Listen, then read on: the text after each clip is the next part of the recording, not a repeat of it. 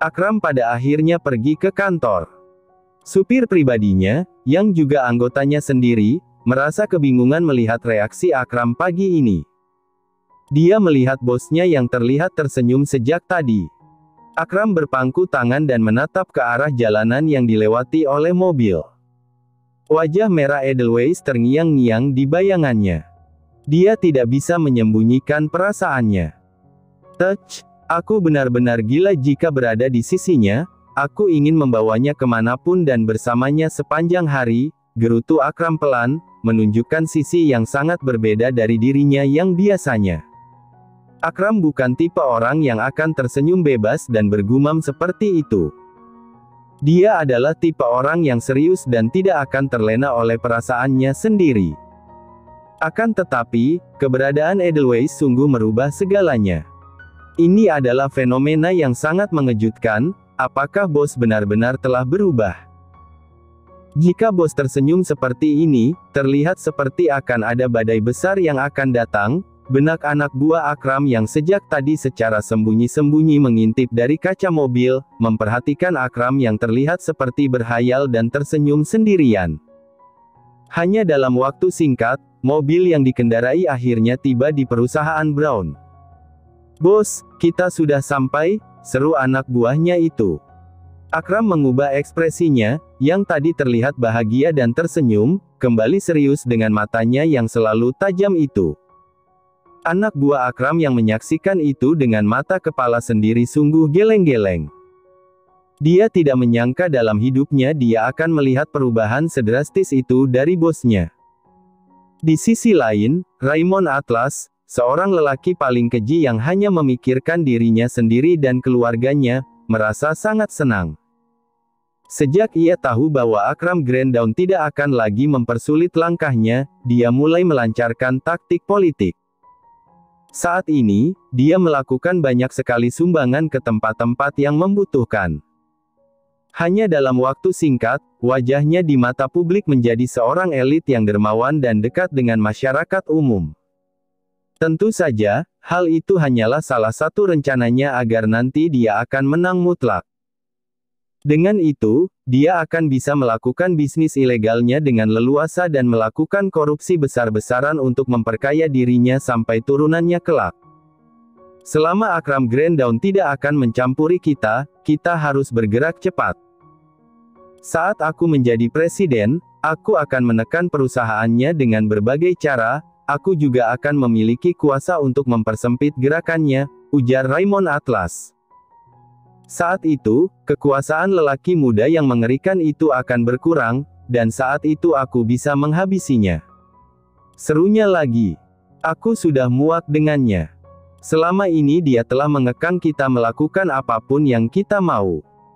Walau dia dikatakan monster, entah mengapa dia begitu naif menggagalkan banyak perbudakan dan pembantaian, bahkan sampai menekanku membangun beberapa pabrik yang sudah aku rencanakan di beberapa wilayah. Geram Raymond Atlas, akhirnya merasa memiliki kesempatan untuk mengalahkan Akram Granddawn yang selama ini telah menekannya. Sudah beberapa tahun ini Raymond Atlas ingin membangun beberapa pabrik di lokasi pemukiman warga, di mana pabrik itu akan memberikan untung yang sangat besar. Akan tetapi, dengan kekuasaan yang dimiliki oleh Akram, Akram selalu saja menggagalkannya, seolah ada mata-mata Akram di pemerintahan yang tahu seluruh gerak-geriknya. Alasan Akram menghentikan itu tentu saja karena pabrik yang ingin dibangun oleh Raymond akan merusak mata pencaharian warga juga merusak lingkungan. Raymond Atlas tidak memikirkan hal itu. Jika Raymond berhasil membangun pabrik-pabrik itu, maka Akram yakin akan ada kelaparan massal yang akan terjadi. Walau Akram dikenal tidak berperasaan dan memiliki citra buruk di mata orang, dia selalu mengingat pesan ibunya, jika dia bisa membantu banyak orang tidak berdaya, maka hal baik akan datang pada Akram. Pesan itu terus teringat, membuat Akram secara diam-diam selalu membantu banyak orang, dan di saat yang sama membunuh banyak orang pula yang melakukan kejahatan yang begitu mengerikan. Akram juga bingung mengapa ada dua pesan yang bertolak belakang dari ibunya. Satu pesan meminta Akram menyingkirkan semua orang agar ia selamat, dan yang lain meminta untuk menyelamatkan dan membantu banyak orang. Seolah-olah ibunya memiliki kepribadian ganda, atau memang ada hal lain yang masih tidak diingat atau tidak diketahui oleh Akram. Saat Raymond Atlas sedang berada di atas awan dan tengah merencanakan bagaimana cara menumbangkan Akram Grand Dawn ketika ia sudah menjadi presiden, Akram saat ini tengah fokus mengambil alih semua perusahaan Stone, dan hal itu sungguh merepotkan. Tok, tok, tok. Bunyi ketukan di pintu. Pak Akram, saya kepala bagian Human Resource sudah membawakan seorang yang akan menggantikan manajer marketing yang Bapak minta, Pak, seru karyawan Akram itu. Akram segera mengizinkan mereka masuk. Saat lalu, Akram memang meminta kepala HRD untuk mencarikan kandidat terbaik untuk menggantikan manajer marketing dari perusahaan Stone. Ada beberapa bagian yang dirombak oleh Akram, dan dia memang membutuhkan karyawan baru. Dek, dek, dek. Jantung Ivory berdegup sangat kencang. Tangannya mengepal satu sama lain. Dia sangat merindukan Akram, ia ingin berbicara dengannya, namun hal itu akan sulit untuk dilakukan. Akram sedang duduk dengan banyak berkas di mejanya. Dia mengangkat wajahnya dan menatap ke arah wanita yang terlihat gugup datang ke hadapannya. Wanita itu nampak rapi dan cantik, dengan rambut pirang yang indah. Terlihat juga jika dia sedikit mengenakan riasan. Mata Akram menajam menatap wanita itu. Entah mengapa, dia seperti pernah melihatnya entah di mana. Selamat pagi, Pak Akram. Perkenalkan saya Ivory, karyawan baru yang akan menduduki posisi manajer marketing. Mohon bantuannya, Pak, sahut Ivory dengan suaranya yang sedikit bergetar. Dia tidak berani menatap langsung ke arah Akram. Dia takut jika dia akan langsung menangis jika bersitatap dengannya. Ivory, kau pasti sudah tahu syarat agar bisa bekerja di perusahaanku, kan? Tanya Akram. Tunjukkan padaku proposal yang sudah kau persiapkan. Kau tentu sudah tahu, kan, jika sebelum mulai bekerja aku ingin melihat pengalaman dan juga bagaimana strategimu, perintah Akram pada Ivory. Walau Akram sedikit penasaran karena seolah-olah dia mengenal wanita ini, tetapi tetap saja dia tidak tertarik. Dia masih memiliki banyak sekali hal yang harus ia urus. Baik, Pak, seru Ivory yang memang sudah mempersiapkan segalanya. Di luar misinya yang ingin memata-matai Akram, tetap saja dia benar-benar merindukan lelaki ini, lelaki yang sudah menjadi sangat tampan dan berwibawa. Boleh saya duduk, Pak? Tanya Ivory dengan sopan, meminta izin agar dia bisa duduk untuk menunjukkan proposalnya. Saat itu, Akram yang tadi kembali membaca berkas yang ada di mejanya melihat ke arah Ivory. Dada Akram terasa seperti tertusuk. Ketika ia melihat mata biru Ivory, saat itu Akram benar-benar merasa jika dia pernah mengenal Ivory. Di villa Akram, Edelweiss sudah selesai mandi. Dia sedang mengeringkan rambutnya dan kembali teringat dengan hal memalukan tadi pagi. Tunggu aku pulang. Gumamnya, mengingat ucapan Akram. Apa-apaan itu? Apakah dia menggodaku? Tanyanya pada diri sendiri. Tapi masalahnya bukan di situ, masalahnya ada di hatiku, kenapa aku jadi sangat malu, apalagi tadi saat aku seolah meminta dicium lebih. Memalukan, seru Edelweiss. Dia menelan salivanya. Dia ingin sekali memakan coklat atau es krim. Kenapa tiba-tiba aku jadi ingin makan coklat atau es krim? Tanyanya lagi. Apakah ini yang dinamakan mengidam? Seru Edelweiss, melihat ke arah perutnya yang masih rata. Dia kemudian tersenyum dan mengusap perutnya itu. Tenang saja, bayi kecilku. Walau ibumu ini terlihat lemah dan selalu saja tertindas, ibu tidak akan membiarkanmu hidup menderita seperti ibu, ucap Edelweiss secara naluri, berbicara sendiri dengan bayinya. Maafkan ibu, ya, karena selalu bersedih akhir-akhir ini, tambahnya, meminta maaf karena selalu sedih akhir-akhir ini. Ivory menunjukkan proposalnya mengenai strategi yang akan ia ambil ketika menduduki posisi manajer marketing. Akram meminta karyawan baru, yaitu Ivory, untuk menduduki posisi manajer marketing limpahan dari perusahaan Stone. Setelah Akram menelaah susunan strategi perusahaan Stone, banyak posisi yang harus ia ganti dengan orang-orangnya, dan ada yang harus ia cari, khususnya di bagian marketing. Karena itulah Ivory ada di tempat ini. Akram, yang sebenarnya cukup penasaran dengan Ivory karena entah mengapa mata birunya seolah akrab dengannya, tetap bersikap profesional saat melihat strategi mentah dari Ivory. Jadi, jika kita memasarkan produk dengan iklan, pasti tidak akan terlalu menarik lagi. Apalagi, produk perusahaan Stone dikenal publik sebagai penghasil logam mulia terbaik. Alangkah lebih baik jika pemasarannya lebih eksklusif dan berkelas, ujar Ivory.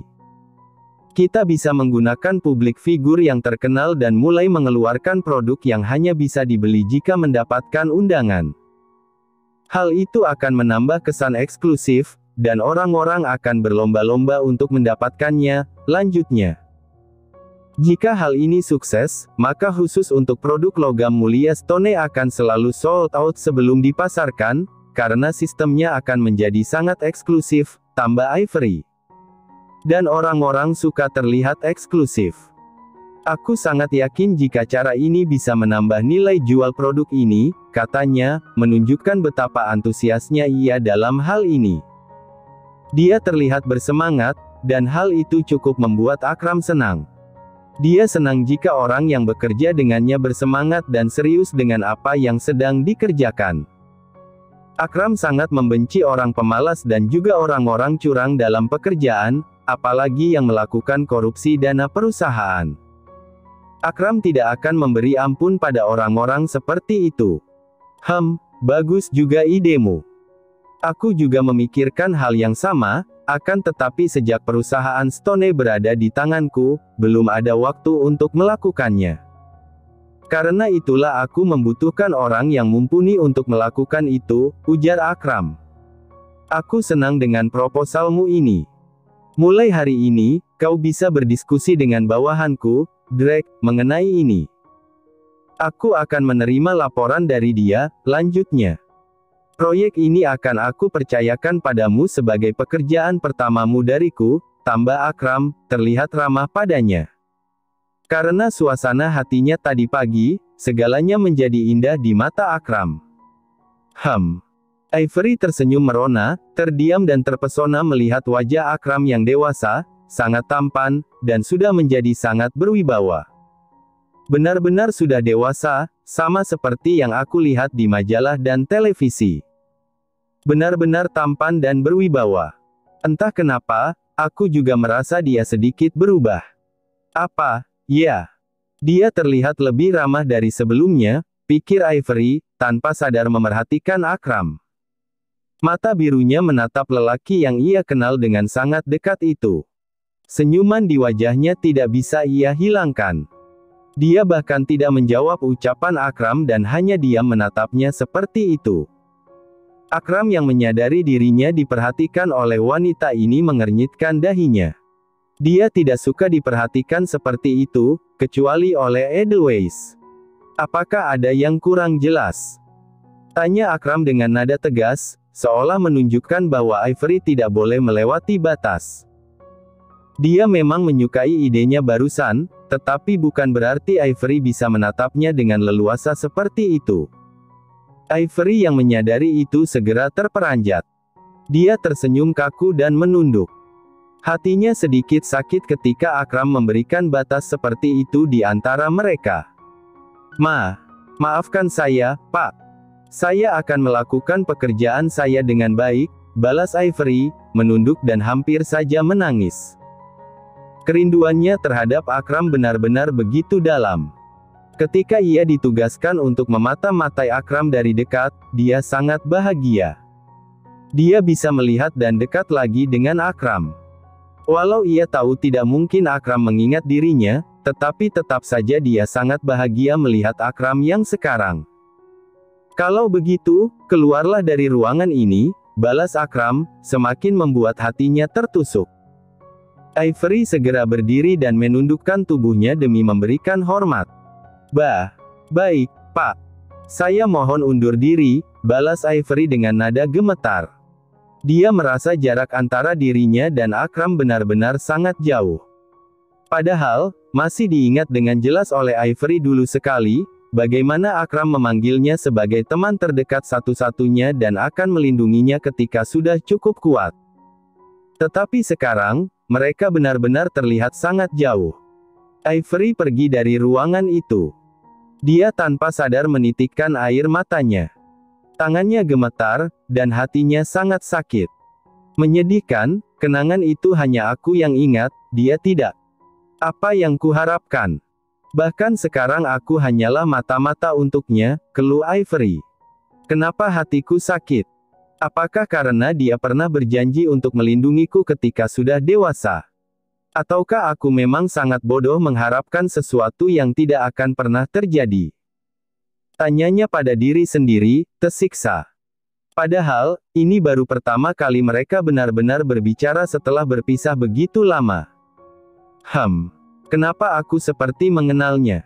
Seolah-olah dia sangat dekat denganku, tapi aku tidak bisa ingat.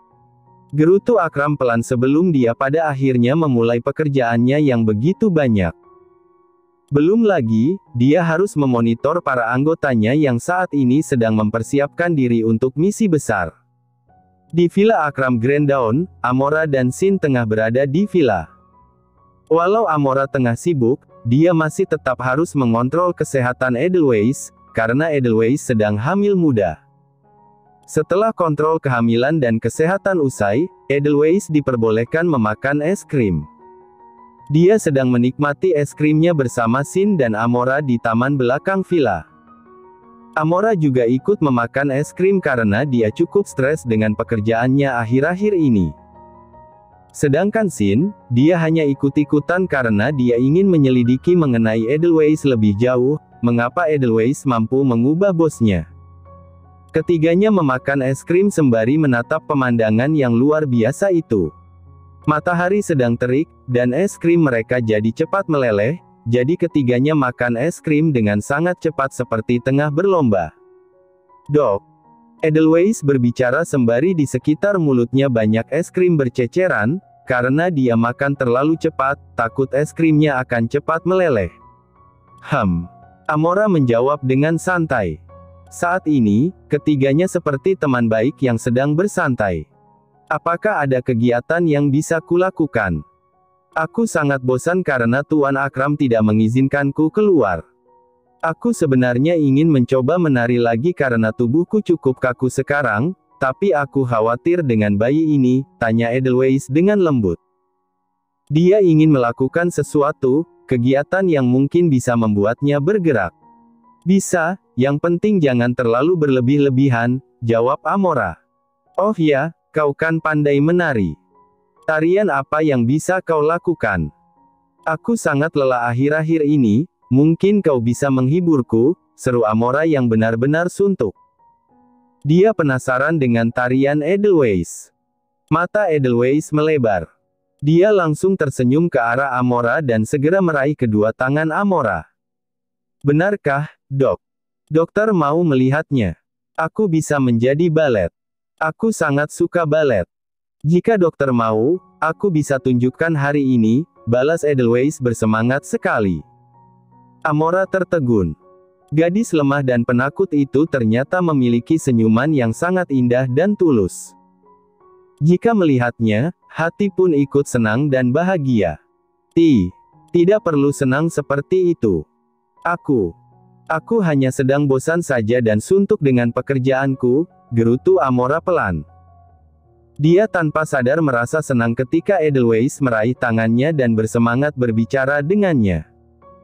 Mungkin karena Amora adalah anggota satu-satunya wanita di antara Akram dan yang lain, Amora merasa senang dengan keberadaan Edelweiss yang seperti teman baginya.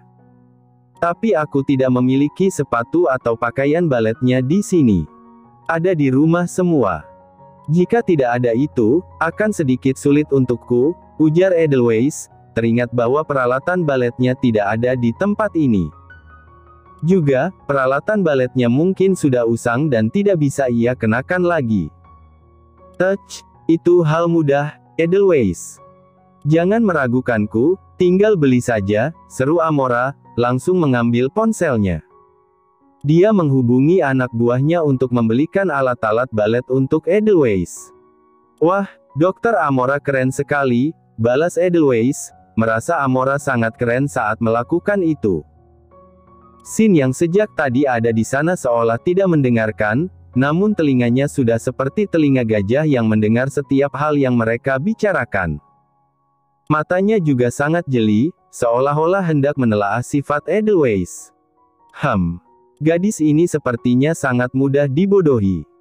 Dia terlalu polos dan sangat mudah tersenyum, pikir Sin. Pasti bos sangat sering membodohinya, cekak-cekak. Tambahnya dalam hati, menggeleng-gelengkan kepalanya. Dia merasa Edelweiss sangat polos dan mudah dibodohi.